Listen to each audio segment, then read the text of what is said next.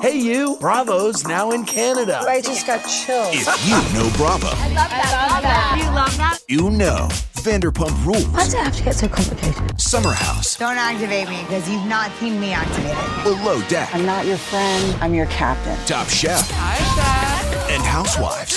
Definitely Housewives. I'm not gonna lie, I'm looking forward to this. Bravo, now available. It's insane. Subscribe now with your TV service provider. Fall in Canada has never been hotter. Frequency Podcast Network. Stories that matter, podcasts that resonate. If there's one thing I've learned over 20 years in journalism and all the analytics that come with that, it's that we love stories about sex, in particular, stories about one another's sex lives. The problem in Canada, though, is it's usually not our data we're using when we write those stories. But not this time.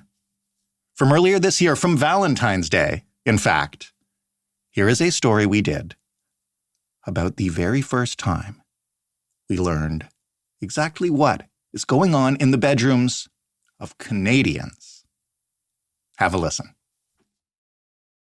I'm just going to come right out and say it. Most of us are curious about other people's sex lives. What they do in bed, who they do it with, how often they do it, how good it is, if they use toys, if they fake it, everything. But here in Canada, this data has been traditionally almost impossible to find. Sure, there have been sex surveys in this country, but they tend to focus on one aspect or one group or both, like contraception use among university students, for example.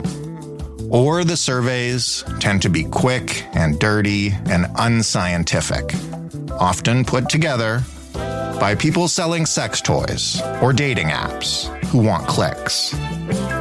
What we haven't had, and by this I mean we have never ever had in this country, is comprehensive and scientific research on the sex lives of all Canadians, a representative sample from coast to coast.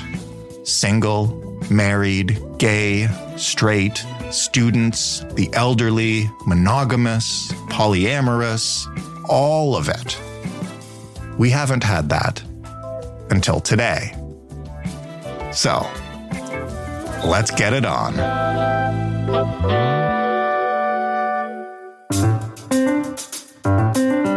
I'm Jordan Heath Rawlings. This is The Big Story.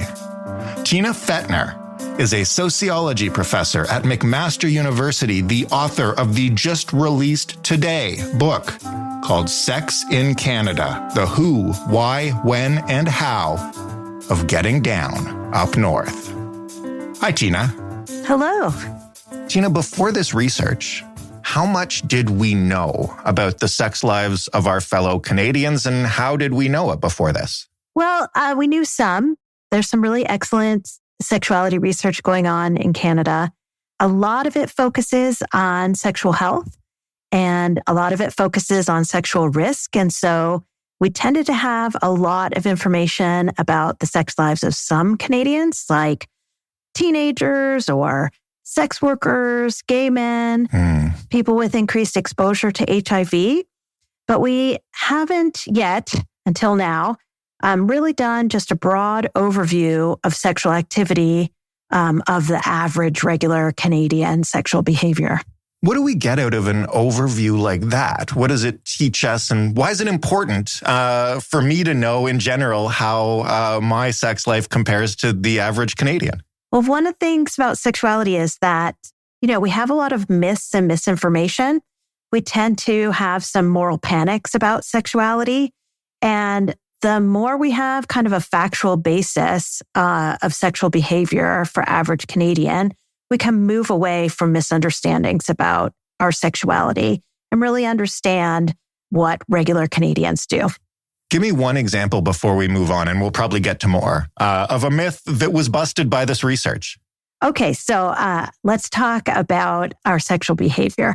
How much do we have? How long do we have it? And so what I've learned was 70% of Canadians, for example, had sex in the past year. And sometimes you might think, gosh, that's lower than I expected. I thought everyone was having sex all the time.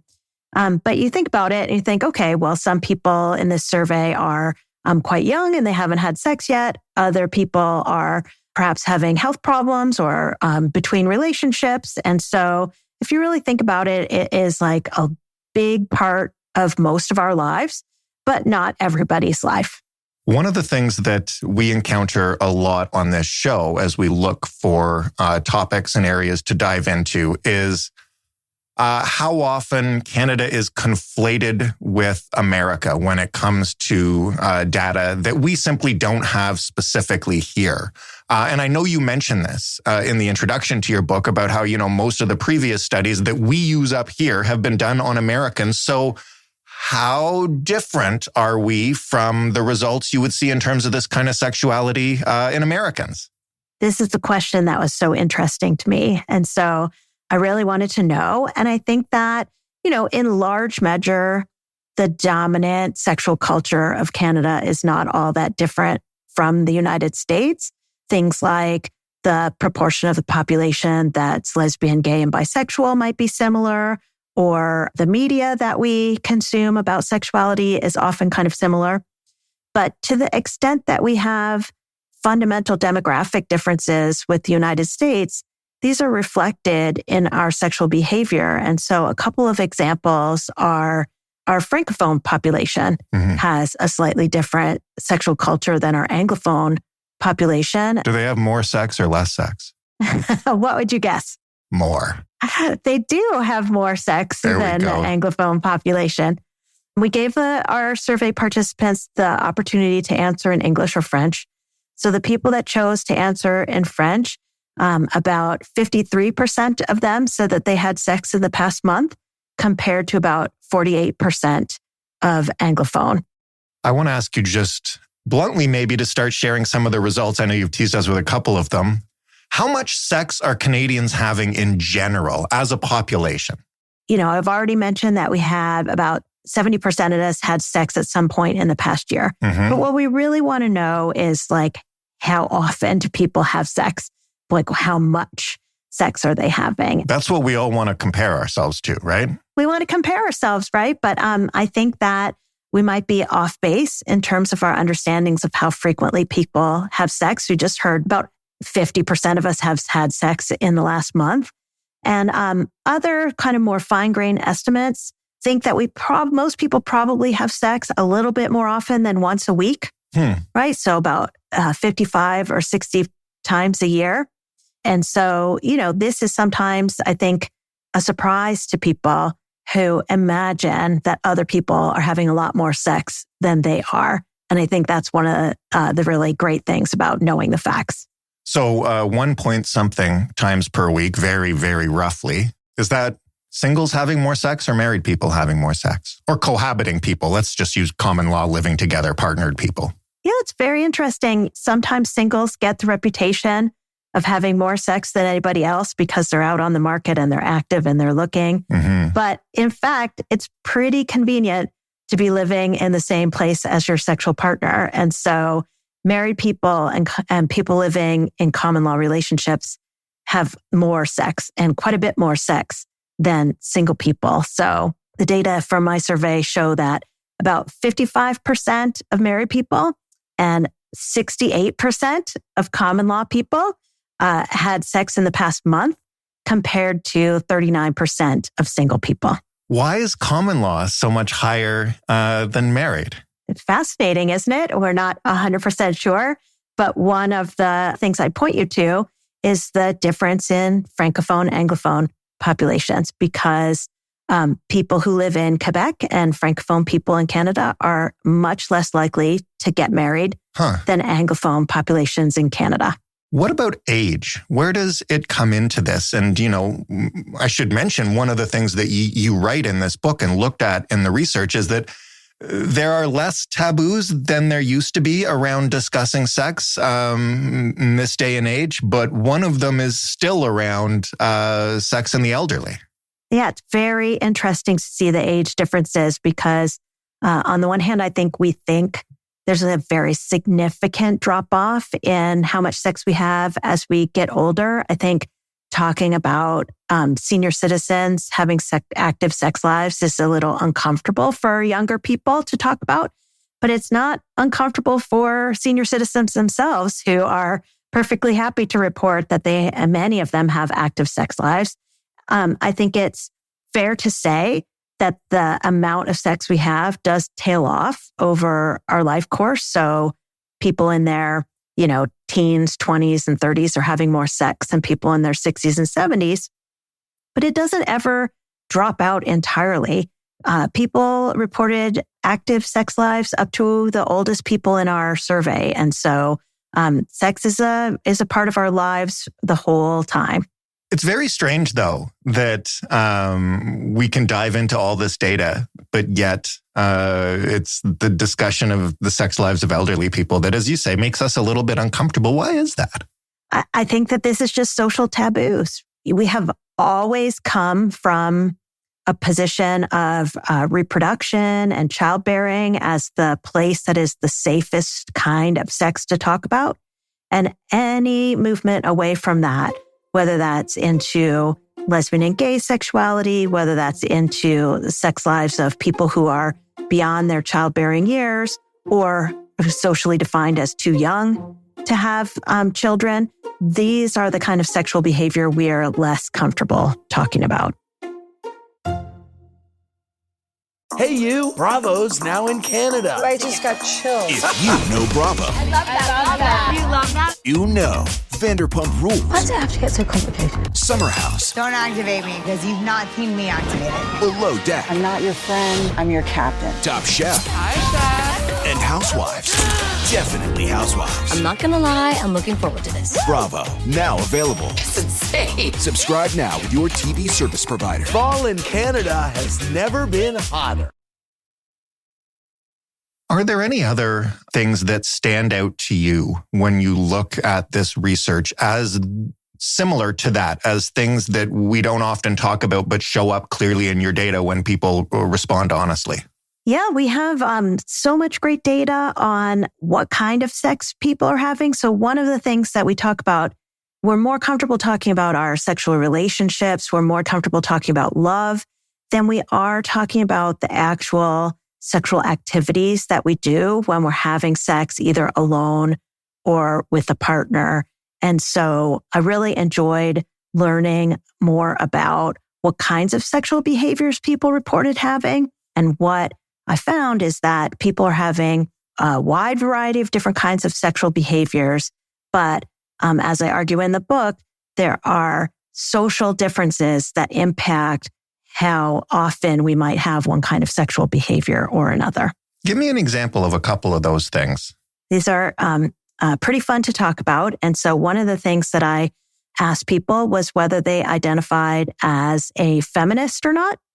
So I wanted to see if something like a feminist identity that's a product of a social movement might have an impact on the kind of sex that people have. And what I found out was that, yes, it did.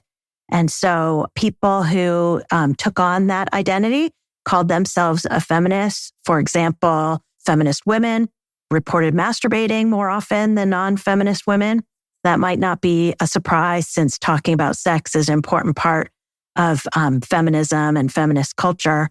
But we also found that the kinds of sex and partnered relationships that feminists have are significantly different from non-feminists, including the amount of oral sex that feminist women receive and that feminist men are willing to give.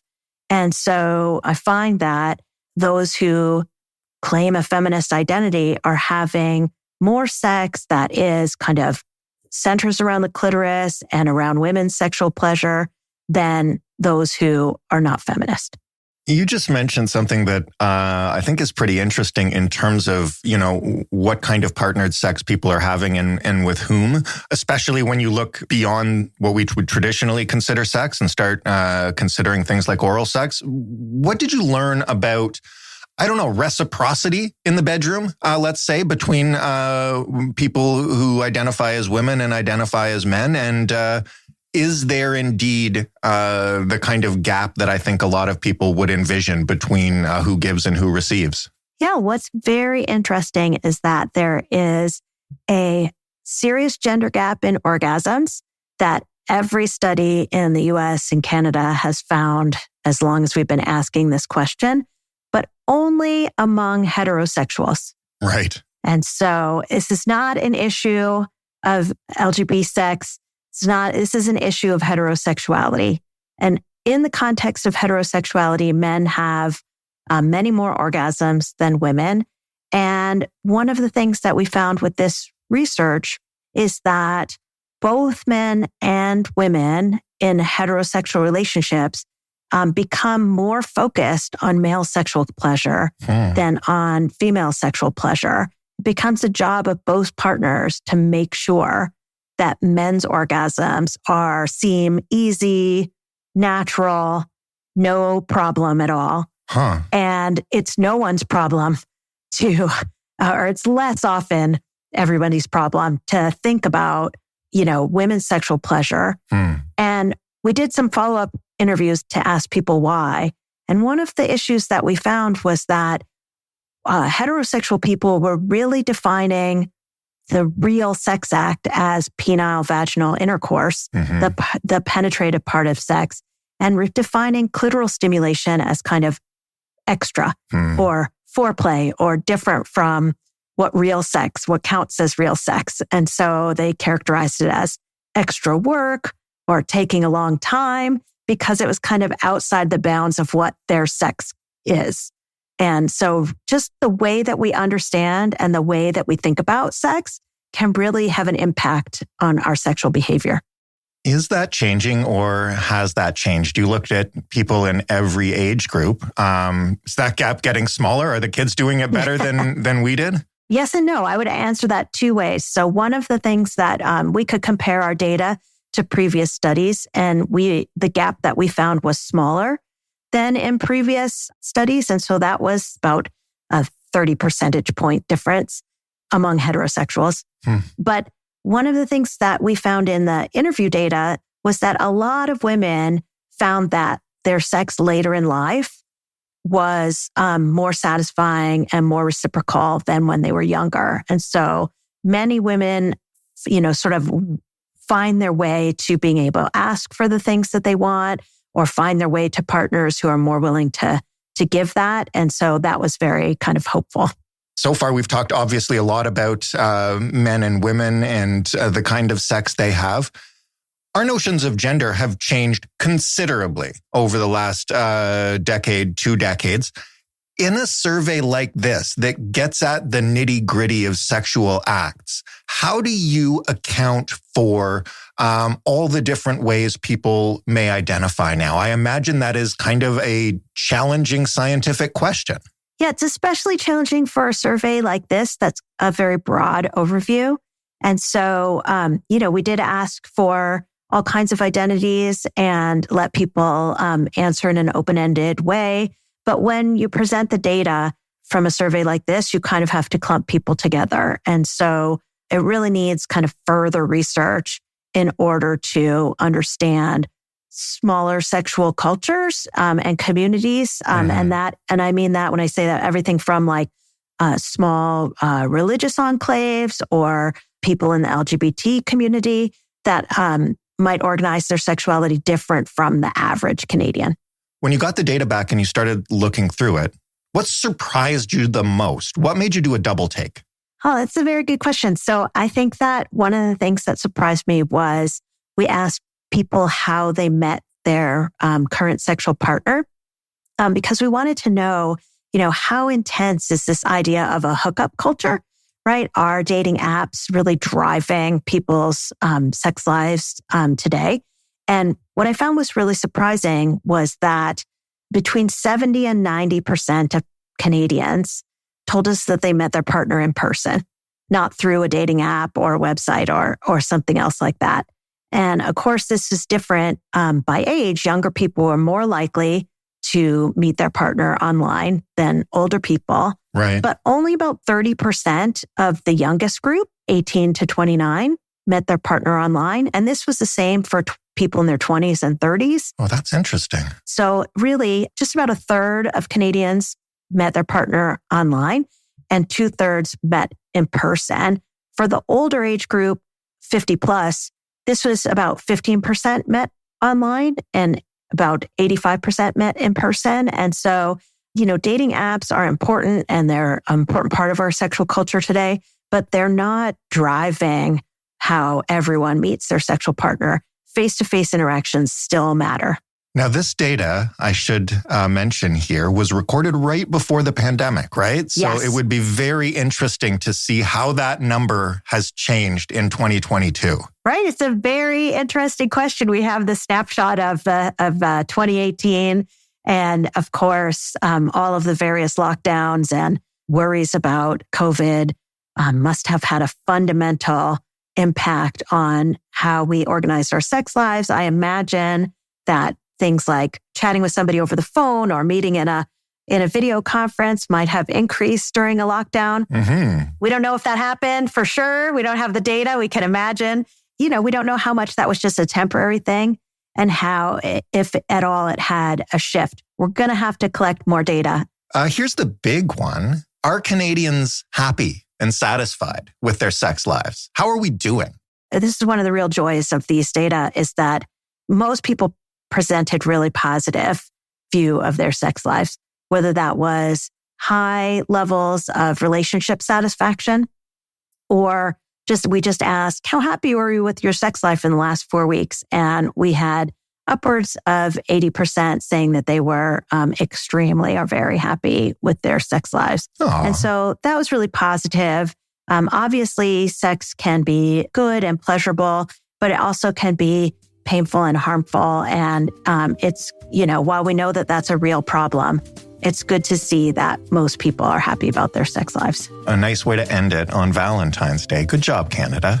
Tina, thanks again for joining us. And this research is fascinating. And the book is out now, right? That's right. Wonderful. Thank you again. Thank you so much. Tina Fetner, the author of Sex in Canada, the who, why, when, and how of getting down up north. We scratched the surface in this interview. You can check out the book if you want all the facts. That was The Big Story. For more, you can head to thebigstorypodcast.ca.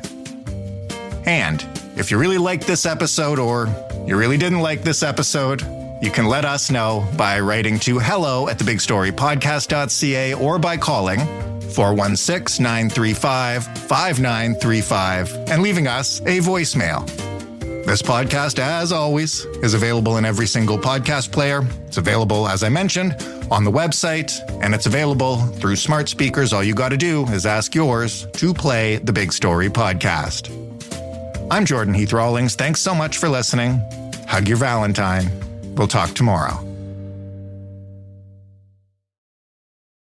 Hey, you. Bravo's now in Canada. I just got chills. If you know Bravo, I love that. You love that? you know Vanderpump Rules, Why does it have to get so complicated? Summer House, Don't activate me because you've not seen me activated. Below Deck, I'm not your friend, I'm your captain. Top Chef, Hi, Chef. and Housewives. Definitely Housewives. I'm not gonna lie, I'm looking forward to this. Bravo, now available. It's insane. Subscribe now with your TV service provider. Fall in Canada has never been hotter.